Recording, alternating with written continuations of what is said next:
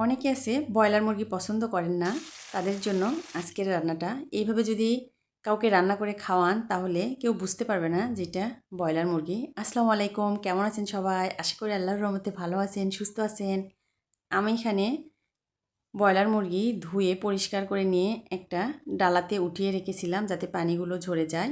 আর এই মাংসে আমি শুধু লবণ আর লেবুর রস ব্যবহার করেছি, আর কোনো মশলা হলুদ কোনো কিছু দিই নাই। এটা আমি একটু তেলে ভেজে উঠিয়ে রাখবো। ওই তেলেই আমি দিয়ে দিব বেশ কিছুটা পেঁয়াজ কুচি, সাদা এলাচ, দারচিনি, তেজপাতা, আস্ত জিরা।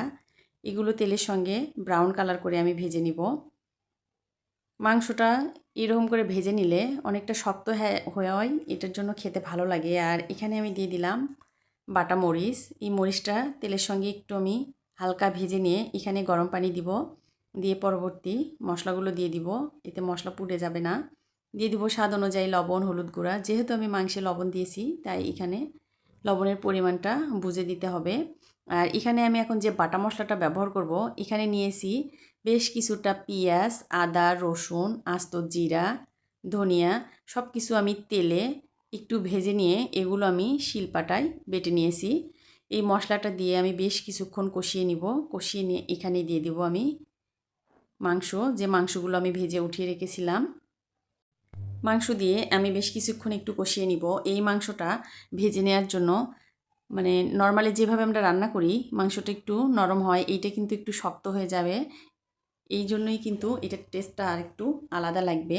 আমি এটা বেশ কিছুক্ষণ তেলে ভেজে নেব। এখানে কোনো পানি ব্যবহার করব না। উপরে যখন মশলা কষিয়ে তেল উঠে আসবে তখন আমি এখানে কষানোর জন্য দিয়ে দেবো একটু পানি।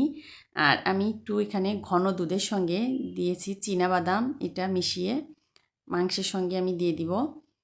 এটা দিয়ে ঢাকনা দিয়ে ঢেকে আমি কিছুক্ষণ রান্না করে নিব। এখন দিয়ে দিব মুরগির কলিজা।